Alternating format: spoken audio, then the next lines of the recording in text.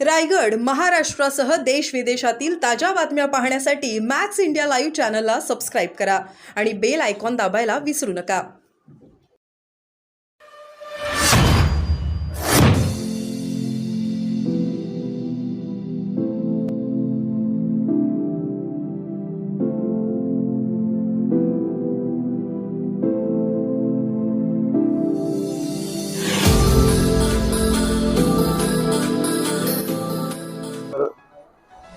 वेगळा विषय असता पण हा शेतकरी शेतमजुराचं आंदोलन आहे. त्याच्यानं होऊ शकतं थोडं अडचणी.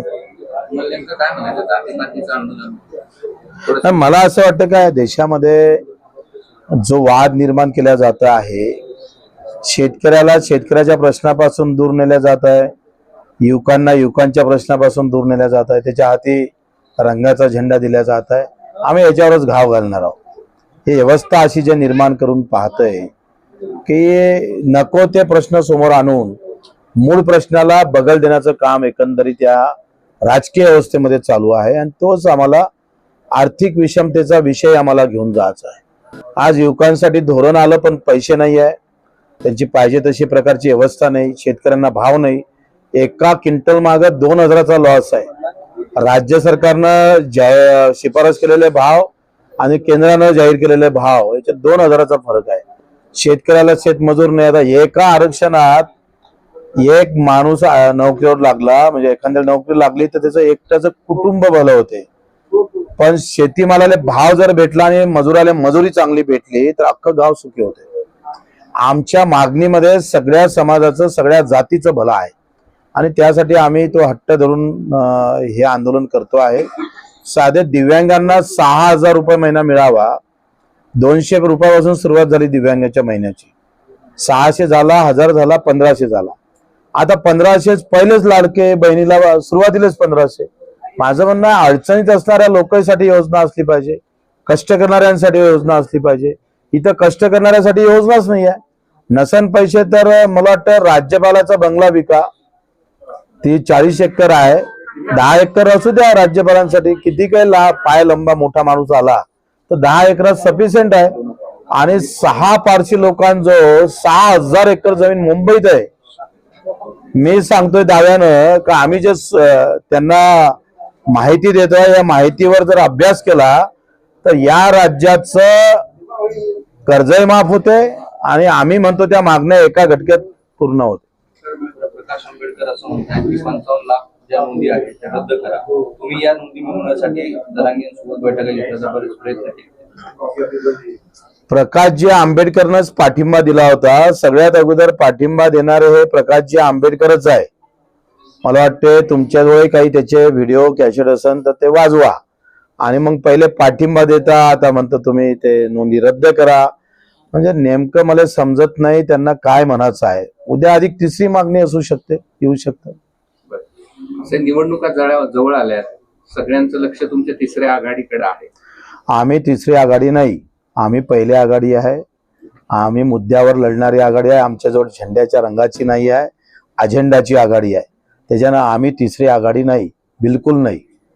आमची पहिलीच आघाडी आहे जी झेंड्याच्या रंगावर नाही तर अजेंड्यावर लढणार आहे. त्याच्यानं आम्हाला तिसरी आघाडी संबोधित करू नये. पहिल्या तुमच्या मतानुसार पहिल्या आघाडी हा हे बरोबर बोलला. नाही पहिल्या आघाडीचा अजून आता उद्याचा मोर्चा झाला का या सगळ्या संदर्भात सरकारसोबत आघाडीसोबत ह्या सगळ्या मोर्चाचे निवेदन जे आमच्या मागण्या आहे 18 त्या समोर ठेवू. मुद्दे जर पटले सरकारनं आहे त्या सरकारनं जर आमच्या मागण्या पूर्ण केल्या, त्याचे GR काढले तर बच्चू कडूचा मतदारसंघ हा महायुतीला दिला जाईल आणि कार्यकर्ता म्हणून आम्ही त्याचं काम करू. म्हणजे आम्ही निवडणूकच लढणार नाही. लढाचं कशासाठी? आमदारकी भोगासाठी थोडं लढतोय, मुद्द्यासाठी लढतोय. मुद्दे जर निकाली लागले तर लढण्याची गरज नाही. आणि विरोधकांसोबत प्रहार की एकट्याचा? एकटंच काफी आहे. आम्ही एकटंच लढत आलो 20 वर्षापासून. कुठं आमच्या सोबतीले होते? मी 4 वेळेस निवडून आलोय. कुठल्या पक्षाचा पाठिंबा नाही, कोणी आमच्या प्रचाराला नेता नाही, अभिनेता नाही आहे. आणि तीच व्यवस्था आम्ही महाराष्ट्रात निर्माण करू. विरोधकांनी तुमच्या मागण्या प्रस्ताव मंजूर केला तर काय?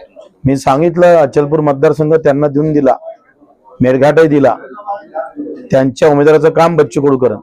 आणि महाविकास आघाडीला तुमच्या मागण्या पडल्या.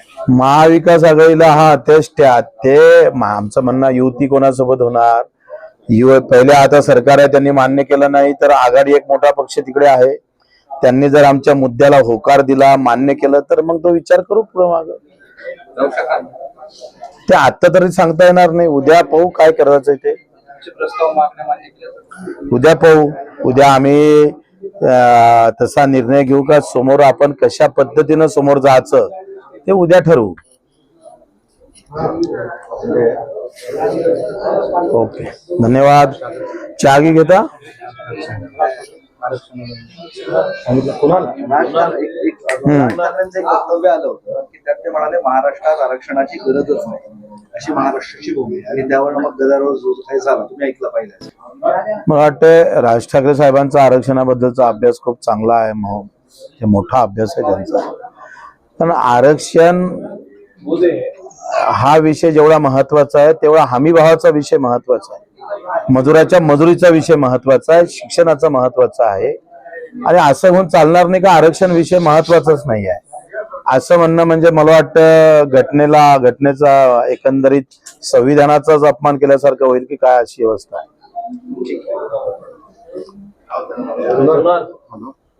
आणि अजूनही परवानगी तुम्हाला मिळालेली नाहीये, काय सध्याची सिच्युएशन? आणि परवानगीची आम्ही 6-7 वाजेपर्यंत वाट पाहू, नाही भेटले तर आम्ही प्रहार स्टाईलनं आमच्या पद्धतीनं आम्ही आंदोलन करू. का तुम्हाला का? आम्हाला विनंती आहे पोलीस प्रशासनाला का आम्ही अतिशय शिस्तबद्ध आणि शांततेचं आमचं आंदोलन आहे, फक्त निवेदनच द्यायचं आहे विभागीय आयुक्ताला आणि मग ते देऊन आम्हाला जायचं आहे. एकदा आमची बाजू मांडायची, त्याला शांतपणे आम्हाला पोलीस प्रशासनानं साथ द्यावी, त्यांनी धाडस करू नये आम्हाला कुठं थांबवण्याचं. ते केलं तर मग प्रहार स्टाईल आहे.